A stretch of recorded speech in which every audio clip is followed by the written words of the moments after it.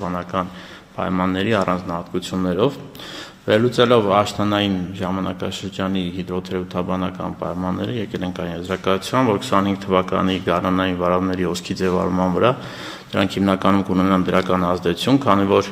սեպտեմբեր-հոկտեմբեր ամիսներին տեղումները եղել են նորմայից բարձր, միայն նոյեմբեր ամսին է, որ տեղումները եղել են նորմայից ցածր։ Ձմեռային ժամանակաշրջանում դիտված հիդրոթերապանական պայմանները 2025 թվականի գարնանային վարավների հոսքի ձևավորման վրա կունենան բացասական ազդեցություն, քանի որ համաձայն դիտարկումների տվյալների 2024-25 թվականի ձմռան տեղումների միջին քանակը Հայաստանում կազմել է 55 մմ, որը նորմայի ընդամենը 49%-ն է, եւ 24-25 թվականի ձմեռը դարձել է ամենաչորը մեր հիդրոթերապանական դիտարկումների պատմության ընթացքում սկսած 1935 թվականից։ Ձմռան 3 ամիսներն էլ չորային են եղել, հատկապես չորային է եղել հունվար ամիսը,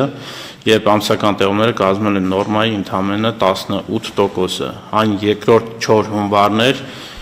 հիդրոթերապանական դիտարկումների պատմության ընթացքում 1999 թվականից հետո։ Դեկտեմբերին եւ փետրվարին ամսական տեղումների քանակը կազմել է նորմայի համապատասխանաբար 45 եւ 79%-ը, մի շարք կայաններում 30-ից 40 օր անընդմեջ ընդհանրապես տեղումներ չեն գրանցվել։ 2025 թվականի մարտի 25-ի դրությամբ հանրապետությունում ծնածածկույթ առկա է եղել միայն 1800 մետրից բարձր շրջաններում, բացառությամբ Լոռի Տավուշի առանձին վերջին պրոցեսներով պայմանավորված առանձին շրջաններում,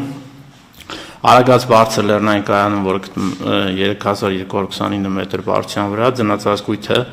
կազմել է 168 սանտիմետր, ինչը 40-ից 50 սանտիմետրով ցածր է անցյալ տարվա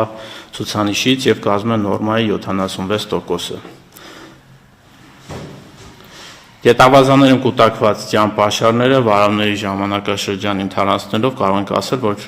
կուտակված ջրապաշարները վարավների ժամանակաշրջանում կձևավորեն նորմայից բացասական շեղումով հոսքի ծավալներ։ Ինչ վերաբերում է ապրիլ-հունիս ամիսների կանխատեսումներին, ապա դրանք կանխատեսվում են ջերմաստիճան նորմայից բարձր, տեղումների քանակը ապրիլ-մայիս ամիսներին նորմայի մոտ, իսկ հունիսին նորմայից պակաս, ինչի մասին առավել մանրամասն պարոն Սուրենյանը կներկայացնի։ Արդյունքում ընդհանրացնելով դիտված եւ կանխատեսվող հիդրոթերապանական պայմանները, եկել ենք այն եզրակացության, որ 2025 թվականի գարնանային վարավների հոսքի ծավալները հանրապետությունում կանխատեսվում է նորմայի 50-ից 90%-ի սահմաններում։ Առավելագույն ելքերի անցումները կանխատեսվում են մայիսի առաջի եւ երկրորդ տասնօրյակներում։ Ջերմաստիճանների կտրուկ բարձրացման եւ հորդառատ անձրևների դեպքում գետերի մերձափնյա տարածությունների համար հնարավոր են ջրածածկումներ, որոնց վերաբերյալ առավել հստակ կանխատեսումներ հնարավոր է տալ միայն 3-ից 4 օր առաջ, երբ հստակ կանխատեսվում են մոտեցող տաք օդային ալիքները եւ ինտենսիվ անձրևները։ Հիմք ընդունելով եղանակի դիտված պայմանները եւ կանխատեսվող պայմանները, ինչպես նաեւ արփասեվան թունելով վերջին տարիներին մուտք գործող ջրի միջին քանակությունը եւ Սևանալճից բարձրող ջրի քանակը ընդունելով 170 միլիոն խորանարդ մետր, 2025 թվականի ապրիլի 1-ից հուլիսի 1 ընկած ժամանակահատվածում կանխատեսվում է Սևանալճի մակարդակի բարձրացում 24-ից 29 սանտիմետր, նշեմ, որ այդ ցուցանիշը մոտ 13 սանտիմետրով ցածր է անցյալ տարվա նույն ժամանակահատվածի բարձրացման ցուցանիշից, անցյալ տարի այդ ժամանակահատվածում լճի մակարդակը բարձրացել է 42 սանտիմետրով։ 2025 թվականի դեկտեմբերի 31-ի դրությամբ լճի մակարդակը կանխատեսվում է 1936-ից 1941 մետրի սահմաններում, որը հունվարի 1-ի համեմատ կլինի -3-ից +2-ի սահմաններում։ Դիտարկվող 5 խոշոր ջրամբարների առավելագույն լցվածությունը կանխատեսվում է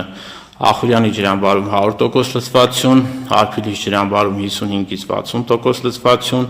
Ապարանի ջրամբարում 45-ից 50, Ազատի ջրամբարում 85-ից 90%,